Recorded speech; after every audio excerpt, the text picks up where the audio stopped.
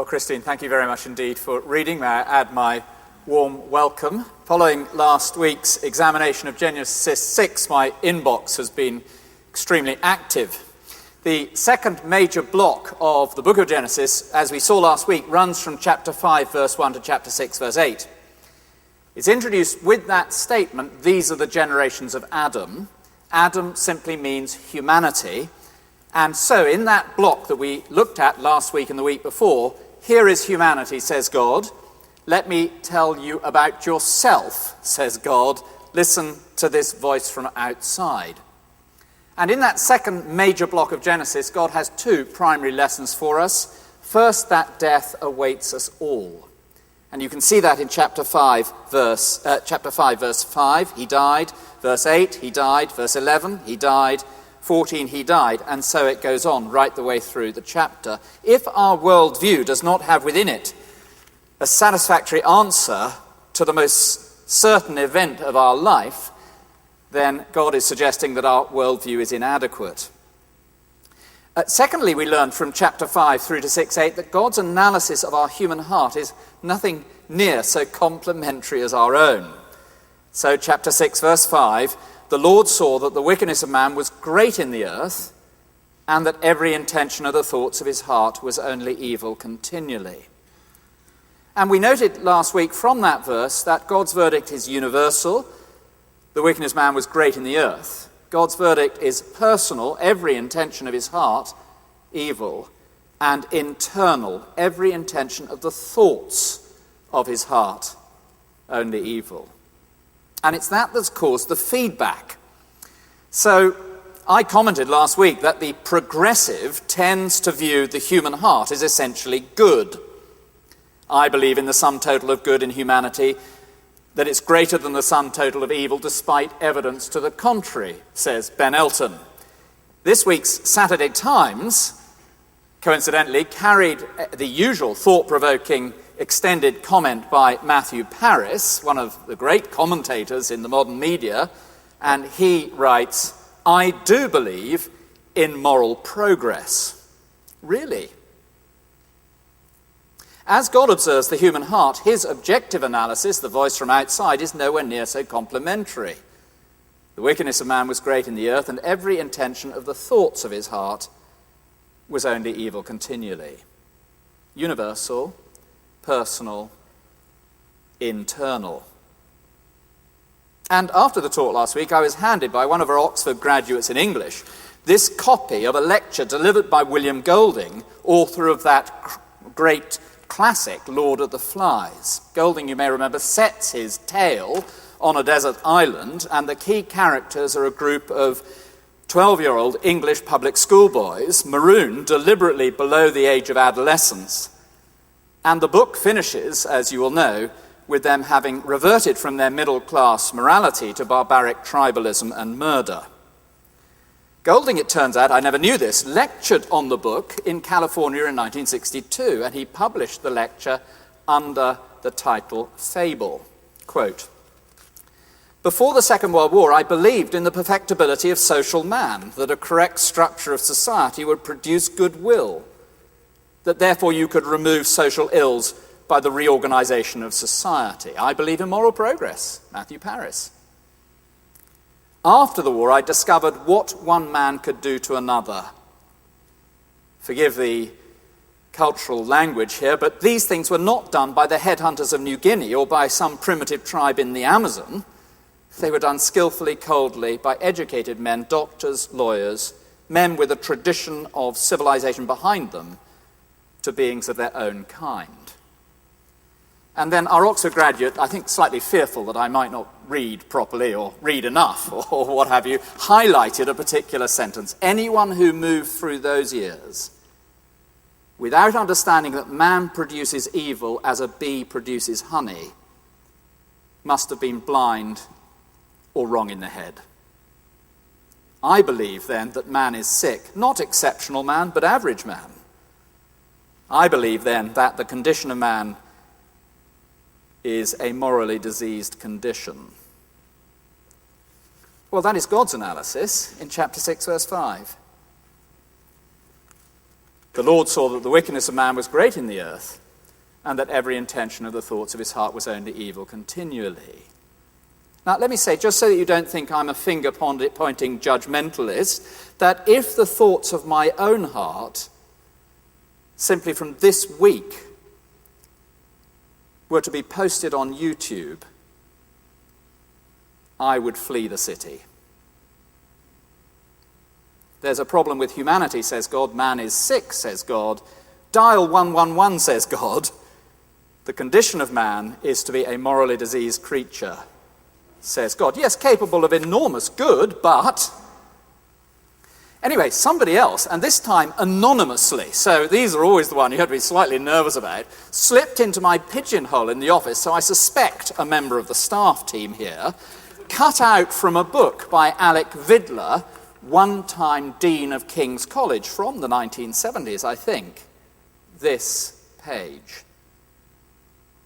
It is precisely when you consider the best in man that you see there is in each of us a hard core of pride or self-centeredness, which corrupts our best achievements and blights our best experiences.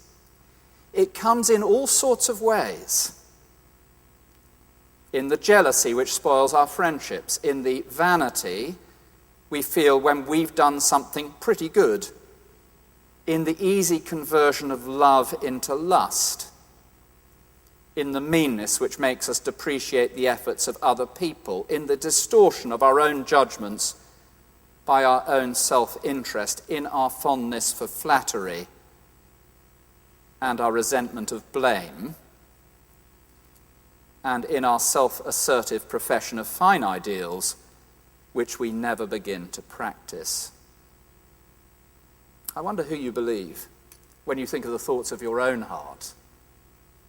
Matthew Paris and the Progressives? May I see the evidence? Or God? Well, now this week we come to block 3 of the book of Genesis, and in this block of material, it starts in chapter 6, verse 9, and runs right the way through to chapter 10, verse 1.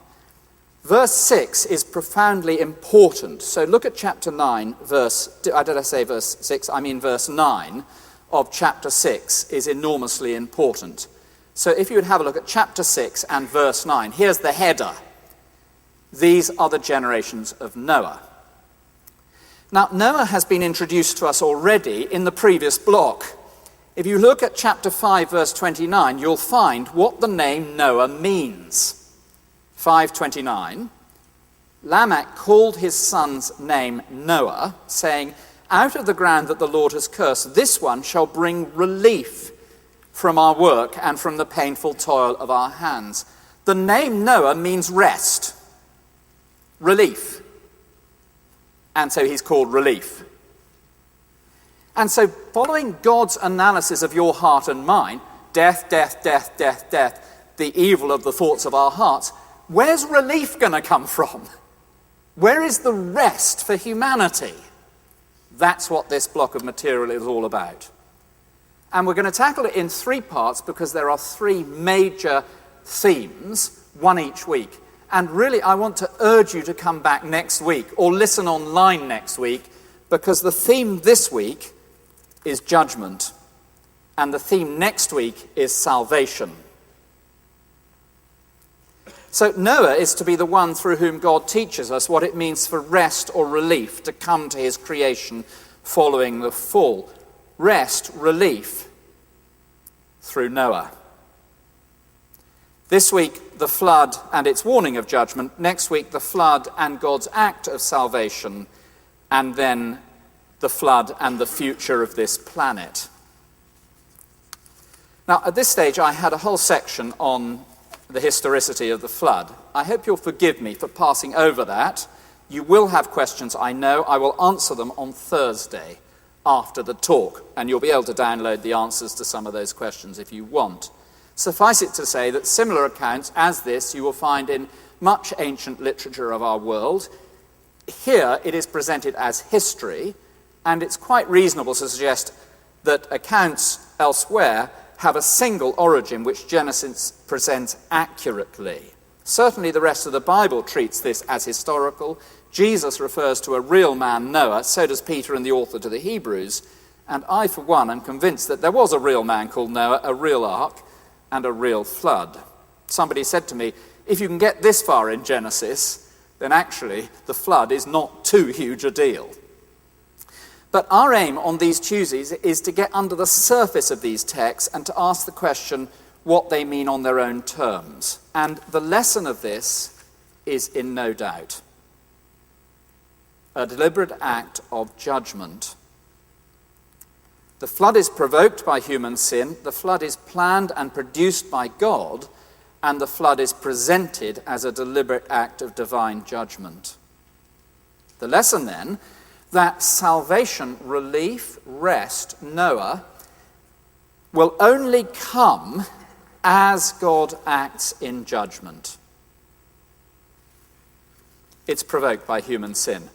Just let's glance through the text. Look at chapter 6, verse 6, which anticipates the flood. The Lord regretted that he'd made man on the earth, and it grieved him to his heart. He said, I will blot out man whom I've created. I am sorry I've made them. Chapter 6, verse 11, God saw the earth, and behold, it was corrupt, for all flesh had corrupted their way on the earth. And God said, I have determined to make an end to all flesh. Behold, I will destroy them. We tend so rarely to think of our own human hearts with reference to any bar beyond our own modern-day standard. The concept of a holy, pure, just, and perfect moral divinity is far removed. And as we reject the objective standard of God's law, it becomes possible for us to convince ourselves that pretty much anything is permissible and that we are really pretty decent. As Golding notes, the perpetrators were not the headhunters of Guinea or of the Amazon. The acts were done by skillfully, coldly, by educated men. We're able to justify the wholesale rejection of our Creator in the public sphere, let alone the private. We're able to justify marital unfaithfulness. No one was hurt. We're able to justify sexual perversion. It was in the privacy of my own home. We're able to justify the unchecked advance of greed, of envy. We're able to justify our own personal misdemeanors, gossip. Everybody does it. Envy. She doesn't deserve it. Rivalry. And so forth. But the holiness of the God who made us in his purity as he looks in on the thoughts of our hearts renders him saying, I regret that I made him. It's provoked by human sin. And it's planned and produced by God. Verse 7 of chapter 6, I will blot out. I have determined. Verse 13, chapter 6, verse 17, behold, I will bring, I will destroy. Chapter 7, verse 4, I will send, I will blot out. Indeed, that very word blot is to be found in some sense within the name of Noah himself. So that the rest and the relief that is going to come to humanity will only come through divine judgment. And even as God reflects in the aftermath on this act of judgment, you can see in chapter 8, verse 21, as he reflects on what has happened, he smelt the pleasing aroma of Noah's sacrifice and said in his heart, I'll never again curse the ground because of man, for the intention of man's heart is evil from his youth. Neither will I ever again strike down every living creature as I have done. It's a deliberate act of judgment.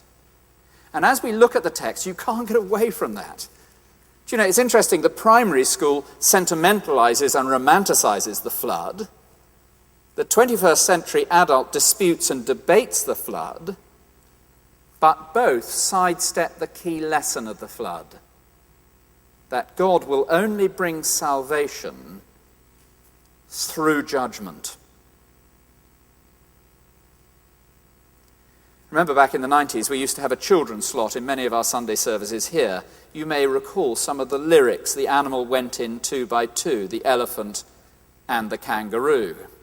I went online yesterday and the BBC has adapted it. The animals went in 3 by 3. I think we're wandering a little. The wasp, the ant and the bumblebee. But here on Tuesdays, we're not into kind of pre-watershed sentimentality or progressive 21st century wishful thinking. The author of the original text tells us that the account of Noah is an account of the cataclysmic judgment of God against the fundamental wickedness of man. Relief can only come if and when there is purging. Actually, when we think about it, does that not have to be so? It ties in with all of our demands for justice, that human wickedness be dealt with. That's what Hillsborough's all about. It ties in with our human logic. You cannot have a grand new world without the purging of human wickedness. And doesn't it fit with our experience as well that what is needed is not just me turning over another new leaf, yet another New Year's resolution. I need help. Alec Vidler concludes the one page that I've got. It came to me with the force of a revelation that man is basically incapable of saving himself or putting himself right. What is required is a purging of all human sin. So it's a real event, it's a deliberate act of judgment. And may I suggest it is an exemplary event as well, which is where we must finish because of the way this event is handled in the rest of the Bible. I remember taking a city livery company service here once, many, many years ago now, and I had spoken on the flood and on God's judgment. And over lunch afterwards, a lady sitting next to me turned to me and said, "I'm so glad you're not one of those preachers who speaks about judgment." Now, I was so completely mind-numbed by what she said that I gave an altogether inadequate reply. But the rest of the Bible takes this act of history and holds it out as a warning to us. Did you know Jesus uses Noah as a warning to us? Peter uses Noah as a warning to us.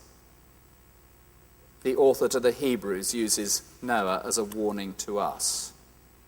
So this Old Testament event is held up as a New Testament warning. Peter says, if God did not spare the ancient world but preserved Noah when he brought a flood upon the world of the ungodly, he knows how to rescue the righteous and to keep the unrighteous under punishment until the day of judgment. And therefore this lesson is an exemplary lesson right up front in the Bible, held out to us at the outset of God's revelation, that judgment awaits us all,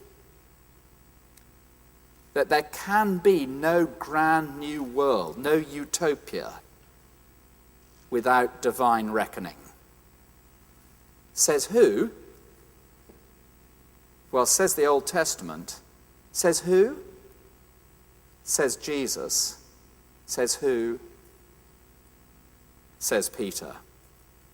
And therefore the question is not, will you listen to the liberal progressive, I believe in moral progress, or will you listen to William Golding, but will you listen to Jesus Christ? Well, I think let's finish there, shall we? If we could get at that point with the teaching of Jesus, would you turn to page 1000 and to Matthew 24?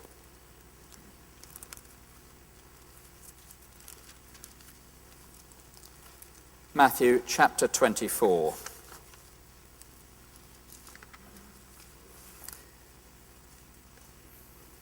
And verse 36 and 37.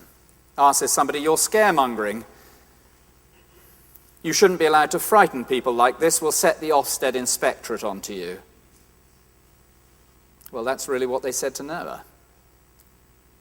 Says somebody else, there's really no sign of it. Life has been going on as normal. What an absurd idea. Well, that's really what they said to Noah. Verse 36, concerning that day and hour, that is the day of judgment, no one knows, not even the angels of heaven, nor the Son, but the Father only. For as were the days of Noah, so will be the coming of the Son of Man. For as in those days before the flood, they were eating and drinking, marrying and giving in marriage, until the day when Noah entered the ark, and they were all unaware until the flood came and swept them all away, so will be the coming of the Son of Man. In other words, Jesus says this event is exemplary, to show us that God sees, God cares, God hears, God knows the thoughts of the heart of humanity. He knows what we're really like. And there can be no rest, no relief, no radical, real change without judgment. You can imagine them in Noah's day. You believe in judgment, Noah? How medieval. There's going to be a flood, Noah. Good banter. Haven't you heard of global warming, Noah? But everything's going on just as usual. I'll be all right with my water wings, Noah. And Jesus says that's exactly how it will be. Eating and drinking, marrying and giving in marriage, until the day when Noah entered the ark. Here then is the message, part 1 of the account of Noah. A divine act of judgment. There can be no relief without the purging of the wickedness of human sin from this earth. There can be no relief. And Jesus tells us that God has set a day for that judgment to happen. It's an exemplary event. And it'll come suddenly. We're eating and drinking, doing a deal, out at a restaurant, marrying and giving in marriage, choosing the wedding dress, selecting ushers. Life will be going on as normal. Somebody said to me recently when I went to see them, a CEO of one of the big insurance firms, what message have you got that you can tell me about my firm? And, well, here's the message. Judgment comes to every single man. Let me lead us in prayer.